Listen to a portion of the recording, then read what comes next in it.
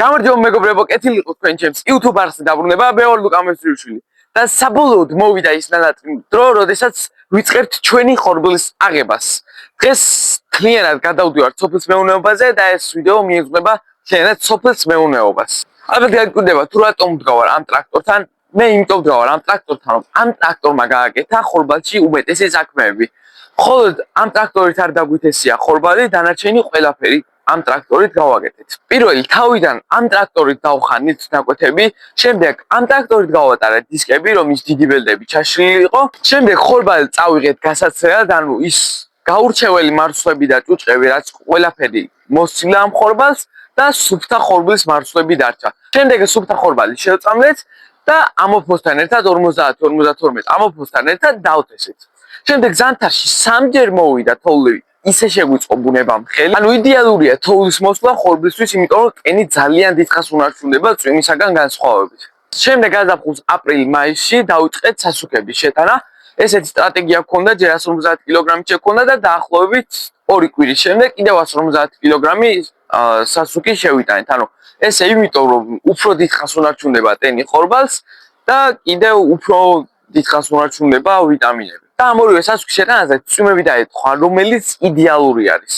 და რა თქმა უნდა, წამლობაც არ დაგვიწყნია, შევიტანეთ წამლების სამნაირი პრეპარატი, ერთი წყვილფოთლოვანი შიუკების საწინააღმდეგო ჰერბიციდი, კიდევ ფართოფოთლოვანი ბალახის ჰერბიციდები და ვიტამინების ნაკრები, რომელიც ეხმარება ხორბალს, რომ სტრესთან გამოვიდეს და სტრესში არ ჩავარდეს, ამ წამლების ზემოქმედების ქვეშ არ მოექცეს ერთი სიტყვით. რა თქმა უნდა, ეხლა ამ ყველაფერს მარტივად ყვები და არ უწყურმანდები ყველა დეტალს.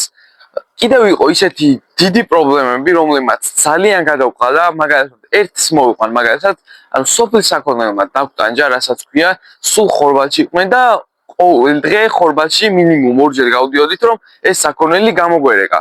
ანუ სულ იქ ვიყავით ფაქტიურად. მოკლედ ამ ხორბალში ძალიან ბევრი შრომა ჩავდეთ, მთელი სული და გული ჩავდეთ და ვნახოთ თუ დაგვიფასდება ეს ყველაფერი. სანამ საქმიანობაზე გადავიდოდეთ, ჩემი პარაათხოვნა იქნება, რომ გამოიძოროთ ჩემი YouTube არხი და გააქტიუროთ ჯარისხილაკი, რომ არ გამოტოვოთ შემდეგი ბევრად უფრო საინტერესო პროექტები. ალბათ ეხლა ფიქრობთ, რომ წვიმს რა ხორბალი უნდა აიღოსო, მაგრამ ეს წვიმა გადაივლის, არ აუშავს, ამინდის პროგნოზები ნანახი გვაქვს და როდესაც გადაივლის, მაშინ ავიღებთ ხორბალს. რამდენიმე დღე მზე უნდა უყროს ხორბალს, რომ მონაცემები ცუდი არ კონდეს ძალიან.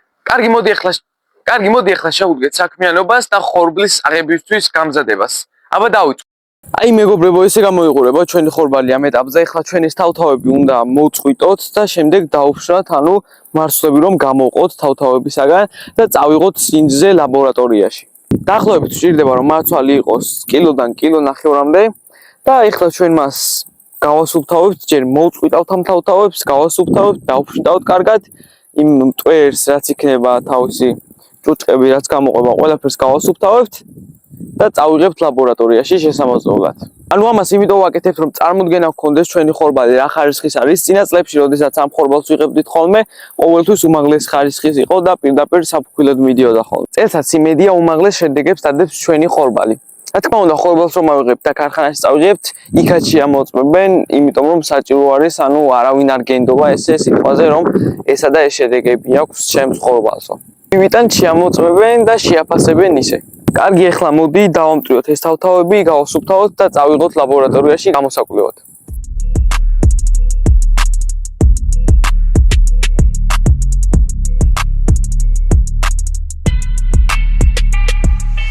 მეგობრებო, მოვიტანეთ ხორბალი, ახლა ვიმყოფებით მანეულში და კონკრეტულად ეს ქარხანა არის კარმენის, ესეთი სახელწოდება აქვს.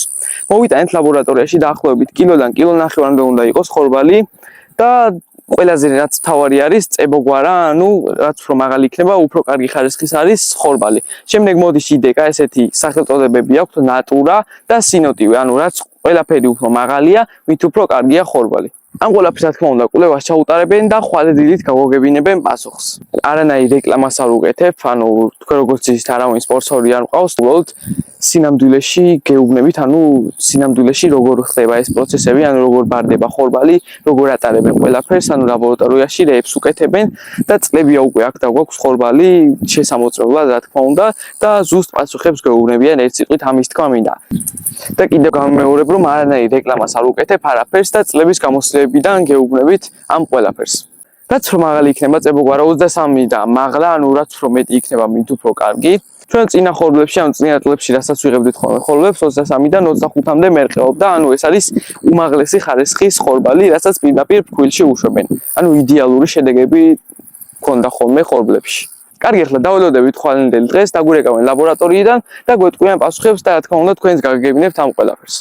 მეგობრებო, დაახლოებით 9 ტონა ხორბალი და მოვიტანოთ საწყობებში, რომ სათესლად დავყაროთ, ანუ შემდეგი წლისთვის რომ გავამზადოთ და იგივე ხორბალი, იგივე ჯიში დავთესოთ, რასაც ავიღებთ, რა თქმა უნდა. და ეს არის 1972 წლის გაზი კი, რომელიც არის გაზზე და უყენია რაზატკა. და არის ბორდაოი კუზაო არ ეწევა, ანუ სამასვალი არ არის. ეს ერთი მინუსია, მაგრამ რა თქმა უნდა, მომავალში შეიძლება გამოვასწოროთ ეს და სამასვალად გადავაკეთოთ ეს მანქანა.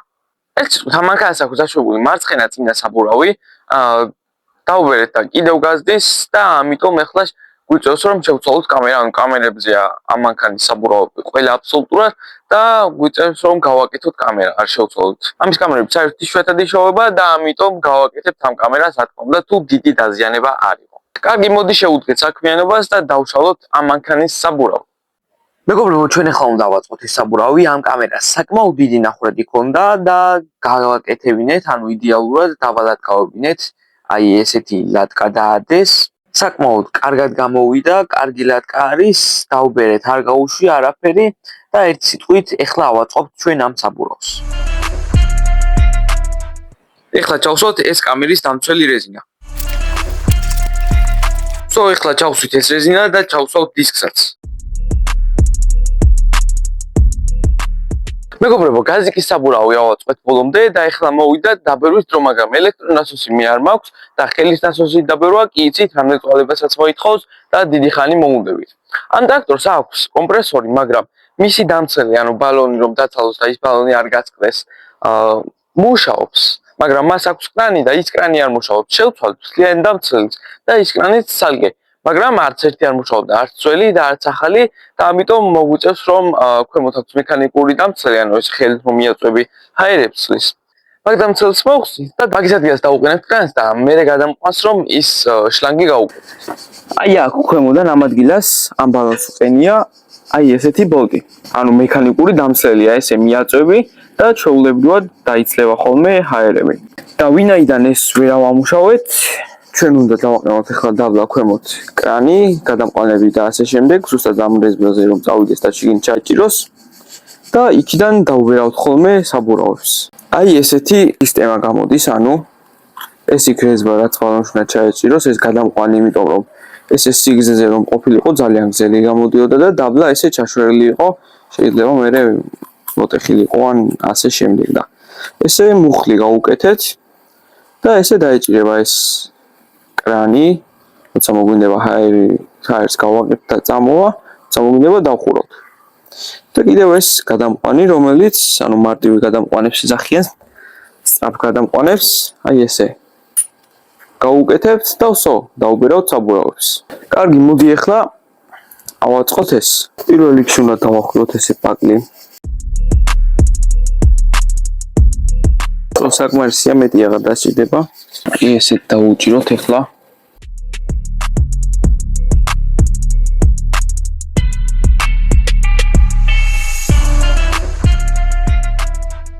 აი ახლა დავქოქეთ ტრაქტორი, კომპრესორი ჩავდეთ და ვნახავთ ახლა როცა დაიტენება გაუშვებს თუ არა. აი ესე კარგად ლამაზად დაყენდა ჩვენი კრანი. გავაღებთ აქ ესე და ესე გავუკეთებთ ხოლმე. ესე მშვენივრად გამოვიდა. კარგი, ახლა დავუბეროთ ჩვენი გაზიკის საბურავი. ეხლა უნდა დავუბეროთ ჩვენი გაზიკის საბურავი და ესე ამოტრიალებული, იმიტომ გვიდევს რომ მეორე მხრიდან, ანუ უსაფრთხოებიც გვიდევს ესე რომ კოლიცო არ გავარდეს. ახლა დიდი საბურავია და დიდ წემაზე უნდა დაიბეროს, მაინც უსაფრთხოება უნდა დავუწოთ. დავუბერეთ სამზე, წავალთ ახლა დავაყენებთ ამ საბურავს და თუ დამატებას მოითხოვს, შემდეგ დაყენებულზე დავამატებთ.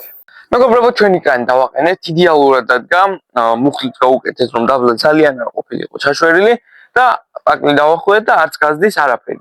ერთ სიტყვით საბურავიც იდეალურად დაბერა და წავიდეთ ახლა დავაყენოთ ის საბურავი გაზზე. აი მოვიტანეთ საბურავი, ახლა ავწევთ კანას ცოტათი. მოდი ავუცადოთ თუ შეიძლება. ჩვენი გურბალი. აი ესე შევსვით, ახლა დავუჭიროთ ეს უზარმაზარი ვოლტები.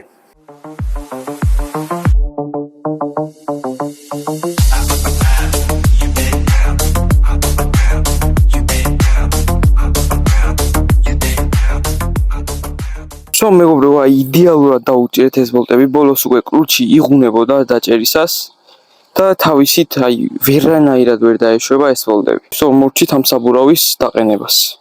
მეგობრებო, ჩვენი კამერა არც ძალიან უდაზიანებული, პატარაზე იყო გახურეტილი, გაჭრილივით და გავაკეთეთ, დავალატყავეთ და მშვენივრად არის, ახლა არც იშვებს არაფერი. როგორც ნახეთ, ჩვენ ტრაქტორი დაუბერეთ და იდეალურად მუშაობს, არ დგას იმ ტრაქტორს აერები და არც ამ კამერას. მართალია საბურავის მოხსნაზე ცოტა ვიწვალე, კადრებიც მართალია ვერ გადავიღე, იმიტომ ვერ მოვახერხე, მაგრამ არა უშავს საბურავის აწყობისა და მისი დაყენების კადრები კი გადავიღე და გაჩვენეთ კიდეც. ამ მანქანის საბურავის ბოლტები უკუღმა ეჭიდება, ანუ ალბათ იფიქრეს ამ მანქანის შემქმნელებმა, რომ გზაში ჩქარა რო წავაო, არ დაეშვება ვარა და სულ 100-ით მიდის. 100-ით ისიც იდეალურ შემთხვევაში. არაფერი რომ არ აქვს მანქანას დაზიანებული.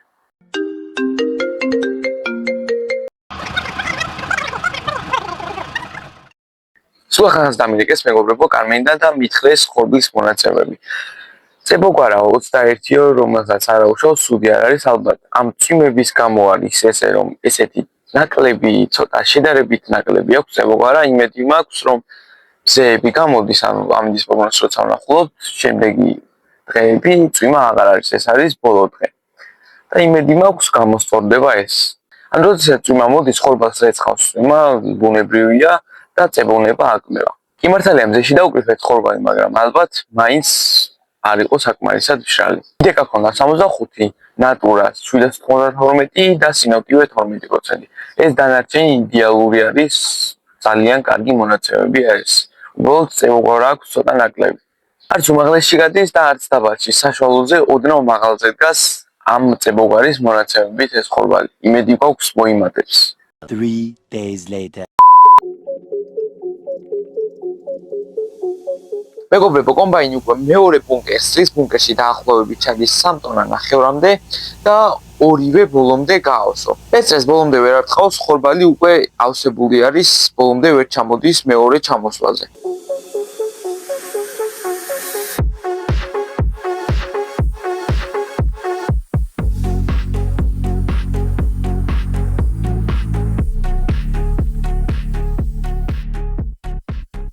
მეგობრებო, მოვჭით ამ ნაკვეთიდან ხორბილს აღებას, კომბაინი პირველი ამ ნაკვეთი შემოვიყვანეთ, ეს არის 7.5 ჰექტარიანი ნაკვეთი და არ ვარ კმაყოფილები მოსავლით, დაახლოებით აქედან ამოვიდა 7 ბუნკრამდე, ანუ სავსეები კი იყო, მაგრამ არ არის ეს საკმარისი ამ ნაკვეთისთვის.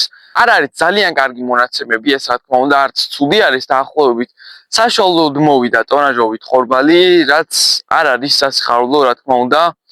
და ჩემი აზრით ეს გამოიწვია წვიმებმა, ანუ წვიმები იყო ძალიან დიდი ხანი. მთელი ზაფხული წვიმდა. თქვენ ძალიან კარგად იცით როგორ წვიმდა მთელი საქართველოს მასშტაბით, ნახევარზე მეტი ზაფხული წვიმდა.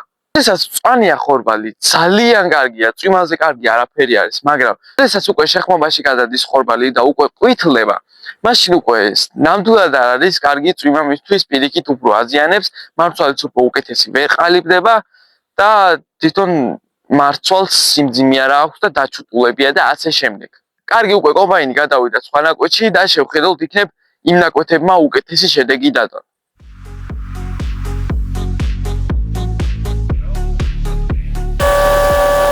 მეგობრებო, მე ახლა ამ ხორბალს იმიტომ ვყრი ერთი მხრიდან მეორე მხარეს, რომ ამ ტრაილერს ბორტებზე აქვს დამატებული კიდევ სიმაღლე, რომ რაც შეიძლება მეტი ტვირთი ჩაეტეს, ეს ქვიშა იქნება თუ ხორბალი. ამას არ აქვს არსებითი მნიშვნელობა, მთავარია რაც შეიძლება მეტი ჩატიონ და ტრაილერი რახან ამ სიმაღლე არის, კომბაინის ცხვირი ვერ წდება მას სწორი ადგილზე რომ დადგნენ ორივე, ამიტომ ტრაილერს ერთი მხარე ოდნავ ჩაღრმავებულ ადგილაზე აქვს ჩასული და კომბაინი ერთ მხარეს უყრის მხოლოდ იმიტომ რომ მეორე მხარეს ვეღარ წდება. ამ 4 ჰექტარიანი ნაკვეთიდანაც ხორბლის აღებას და დაახლოებით ამოვიდა აქედან 5 ბუნკერი ნახევარი. ეს ბუნკერები ზოგი არ იყო სავსე, ანუ დაახლოებით 200 კილოგრამი, 300 კილოგრამი აკდა, მაგრამ არა უშავს, არც აქედან ამოვიდა ძალიან კატასტროფულად ცუდი მოსავალი, მაგრამ არც კარგი არის, რა თქმა უნდა, ჯობდა რომ მეტი ყოფილიყო. კარგი, კომბაინი უკვე გადავიდა სხვა ნაკვეთში და დაიწყო ხორბლს აღება. წამოდი ჩვენ წავიდეთ.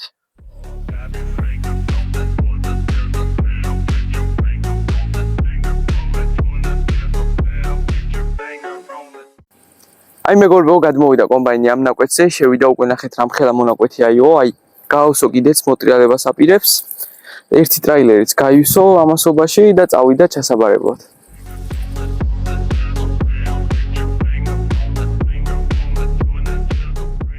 მეგობრებო, ამ 5 ჰექტარიან ნაკვეთშიც მოვჭით აღებას.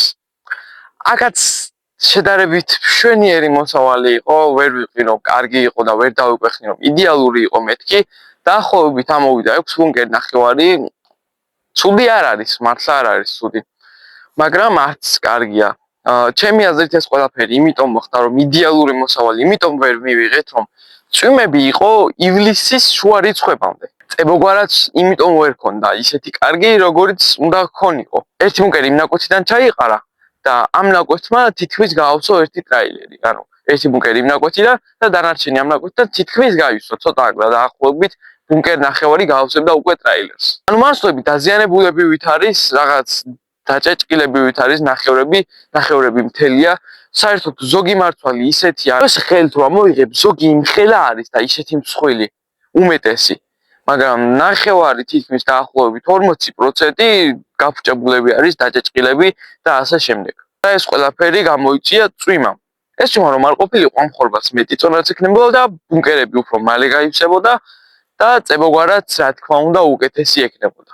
კომბაინერმა ესეთ სიტყვებით გაგონხნება და გვითხრა რომ როდესაც გვერდზე სოფლებში ხორბლებს ვიღებდიო, ხორბალი არ იყო ესეთი კარგიო, არც ესეთი მასა ქონდაო და თვითონ მართვალიც არ იყო ესეთი კარგიო. მე პირიქით განამიხარია რომ სხვისი ხორბალიც არ მოვიდა კარგი.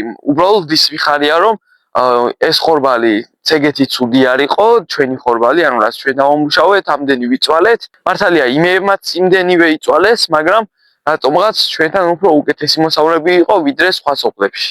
კარგი, კომბაინი უკვე გადავიდა სხვა ნაკვეთში და მივყვებით ჩვენც მას.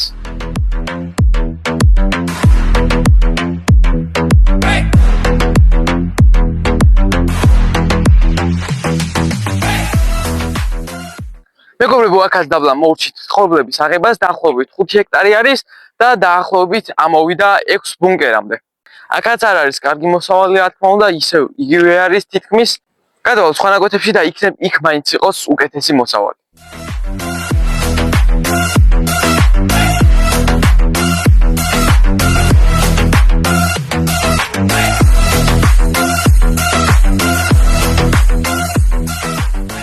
მეგობრებო, მოვჭით ამ ნაკვეთში ხორბლს აღებას, ეს კონკრეტული ნაკვეთი არის 6000 კვადრატული მეტრი და აქედან ამოვიდა ზუსტად ერთი ბუნკერი. ანუ ერთი ბუნკერი არის დაახლოებით 3 ტონა 400, 3 ტონა 500. ცოტა მეტი შეიძლება ამოსულიყო, მაგრამ კონკრეტულად ამ ნაკვეთიდან ახან 6000 კვადრატული მეტრი არის მშვენიერი მოსავალია. ანუ მშვენიერი ციფრები დაწერა ამ ნაკვეთმა.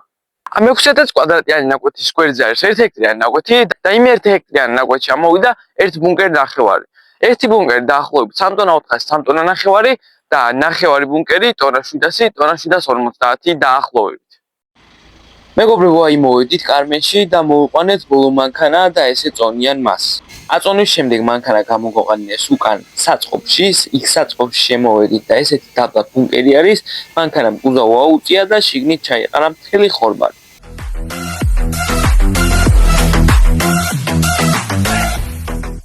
ხორბლის დაცვის შემდეგ მანქანა იქიდან და ძალიან მანქანა რომ გამოვაკლო ხალხმანქანას ძალიან მანქანა. მეგობრებო, აი აქ მოვიტანეთ ხორბალი და დავყარეთ ჩვენს საწყობში. აქ დაახლოებით ტყეა 9 ტონა ნახევარი ხორბალი, სათესლად რა თქმა უნდა. სიმართლე რომ გითხრათ, ეს ხორბალი გაზიკით არ გამოგვიტანია, კი მაგისთვის გავაკეთეთ ის საბურავი, მაგრამ არა უშავს, მაგით არ გამოვიტანეთ სამასვალი მანქანით, რომელიც მოყვა კომბაინს. ამ ჩვენც უფრო მარტივი იყო, გადავხადეთ ფული, მოიტანა და დაცალა და ჩვენს გაზიკს კუზავო როგორც ისეთ არ ეწევა, ანუ ჩვეულებრივი ბორტავი არის ეს მანქანა და კუზავო არ ეწევა. ამიტომ უნდა დაგვეცალა ხელით და დიდი წვალება უნდა ჩაგვედო ამის დაცლაშიც. ასე რომ ეს ხორბალი მოიტანა სამასვალმა მანქანამ. მაგრამ გაზიკსაც მიეხედა ის საბურავი ისე აღარ იქნება ხოლმე დაშვებული. და რაღაცაში გამოყენება თუ დაგვჭირდა, გამოვიყენებთ აბსოლუტურად ყველაფერში. მეგობრებო, ჩვენი ვიდეოს დასასრულს მივახვალ და მართალია კმაყოფილები არ ვართ ჩვენი ხორბლის მოსავლით, მაგრამ საკმაოდ მრავალფეროვანი ვიდეო გამოგვივიდა გაზიგზე. შევცვალეთ საბურავი, კამერა იყო გაფუჭებული და დავალატკავეთ, გავაკეთეთ ჩვენი თავწყეთ საბურავი და დავაყენეთ. შემდეგ ტრაქტორსაც დაუყენეთ ის ქვემოთ კრანი, რომ ჰაერი გამოსულიყო გარეთ, შლანგი გაგვეკეთებინა და საბურავები დაგვებერა ჩვეულებრივად. გაზიგის საბურავით ჩვენი ტრაქტორით დავბერეთ. ერთ სიტყვით, ეხლა გავდავიდეთ ხორბალზე და გეტყვით თუ რატომ მოვიდა ესეთი ცოტა მოსავალი უკვე გითხარით, მაგრამ უფრო დეტალურად დაგიხსნით. ჯამში მოვიდა 85 ტონა ხორბალი მოსავალი და ჩვენ მინიმუმ ველოდებოდით 100 ტონამდე რომ მოსულიყო ჩვენი ხორბალი. და ესე გაგვისრვა იმედები, მაგრამ არა უშავს რაც ვიდოთ. უმაგრესი იდეალური ჯიშის იტალიური ხორბალი გქონდა. ჯერ პირველ რიგში გავცერით ეს ხორბალი, ანუ ის გაურჩეველი ხორბლები და ისინი გაცრა, ანუ იდეალურად სუფთა იყო, მხოლოდ მარცვალი იყო ხორბალი. შემდეგ შევწამლეთ ამოფოსთან ერთად 50-52 ნომრის ამოფოსთან ერთად დავთესეთ. შემდეგ ზამთარში თოვლი მოვიდა სამჯერ, იდეალური იყო ეს ხორბლისთვის, თოვლზე უღეთესი ხორბლისთვის არაფერი არ არის მართლა, ანუ ძალიან დიდი ხანი უნარჩუნდება მიწა სისტემი და ამიტომ შემდეგ გაზაფხულზე დაახლოებით მაისში აპრილის ბოლოს, მაისის დასაწყისში ესეთი სტრატეგია გვაქვს, რომ ჯერ პირველად შეგვაქვს 150 კილოგრამი სასუქი და შემდეგ 2 კვირის მერე კიდევ 150 კილოგრამი უფრო დიდი ხანი უნარჩუნდება სასუქი ხორბალს, მიწას და უფრო დიდი ხანი ტოვებს ტენიანს მას. ასევე შევწამლეთ სამნაირი პრეპარატით წვრილფოთლოვანი შვრიუკების ჰერბიციდი, ასევე ფართოფოთლოვანი ბალახის ჰერბიციდები და სტრესში უმარჩავარნილი ხორბალი, იმის ვიტამინები, ანუ ვიტამინებითაც გავჟინთეთ, რომ სტრესი არ ჩავარდნილიყო და ხორბალი უკან და უკან არ წასულიყო. ერთ სიტყვით ხორბალს ზედ გადავყევით, სოფლის საქონელი შემოდიოდა ტვინის შეგვიჭამეს სრული ამ სიტყვის მნიშვნელობით. კონკრეტულად ამ ნაკვეთში, უმეტესად ამ ნაკვეთში შემოდიოდნენ და ამ ნაკვეთის თავში ალბათ მოსავალიც იმიტომ მოვიდა ესე ცოტა ამ ნაკვეთში, რომ სულ გადაძოვილი იყო მთლიანად ამ ნაკვეთის თავი. და წვიმებიც ისე კარგად დაემთხვა მაისიდან რომ დაიწყო ივლისის შუა რიცხვებამდე გაუჩერებლად წვიმდა. თქვენ ძალიან კარგად იცით, მთელი საქართველოს მასშტაბით ნახევარი ზაფხული წვიმდა. და ხორბალს სანამ ავიღებდით ერთი კვირით ადრეც წვიმდა. და მზე უნდა დახუროს ამ ხორბალს, როგორც გითხარით, ანუ როცა წვიმა არის, ირეცხება ხორბალი, წებოგვარა აკლდება. სინზე რომ წავიღეთ ეს ხორბალი, როგორც გითხარით, წებოგვარა ქონდა 21 და შემდეგ ეს ხორბალი რომ წავიღეთ, ანუ იწვიმა 2 დღე, ამ სინჯის აღების შემდეგ 2 დღე იწვიმა და ხორბლის აღება როცა დავუწყეთ, 2-3 დღით წინ უკვე ნაწვიმი იყო, მაგრამ ხორბალი როცა ავიღებდით, მზე იყო. მაგრამ მაინც მოგატყუეს თუ რა გვიქნეს, ამას ჩვენ ვერ გავიგებთ. აილეი რომ გავიდა ნაკვეთიდან და იქ მანეულში ჩავიდა, სინჯი რომ აუღეს, წებოგვარა ქონდა მინიმალური 18. ანუ აქ სინჯი რომ წავიღეთ ნაკვეთიდან ჩვენით რომ გავცერთ ხელით და ხელი დავკრიფეთ, იქიდან იყო 21 და მანეულში ტრაილერით ჩატანილი 18. ანუ რატო იყო ეს წვიმის ბრალი იყო თუ იქ მოგატყუეს, ამას ჩვენ ნამდვილად ვერ გავიგებთ. არც იმით მივიყავით მოხარულები 21 რომ მქონდა, მაგრამ 18-ს ნამდვილად ჯობია. კარგი არა უშავს უკვე ვეღარაფერს ვეღარ ვიზავთ, შემდეგი წელს ამიტას უფრო გულიანად დავამუშავეთ, შეცდომებზე დაყრდნობით, იმ შეცდომებს აღარ დაუშვეთ, რაც წელს დაუშვეთ და ვეცდებით რომ უკეთესი მოსავალი მოვიყვანოთ, თუ რა თქმა უნდა ბუნება შეგვიწყობს ხელს და უკვე ხორბალ გამხმარ ხორბალზე წვიმები აღარ წამოვა. ჩემი პატარა თხოვნა იქნება რომ გამოიწეროთ ჩემი არხი, ასევე გააქტიუროთ ზარისხილაკი, რომ არ გამოტოვოთ შემდეგი ვიდეოები და უფრო საინტერესო პროექტები. ასევე დაალაიქეთ ვიდეო და კომენტარებში დააფიქსირეთ თქვენი აზრი საერთოდ ამ მოსავლის შესახებ, თუ გაინტერესებთ საერთოდ სოფლის მეურნეობის ვიდეოები და ჩემი არხის შესახებაც, რა თქმა უნდა. კარგი აბა მე ახლა ამით აგემშვიდობებით, შევხვდებით შემდეგ ვიდეოებში. აბა დროებით, კარგად.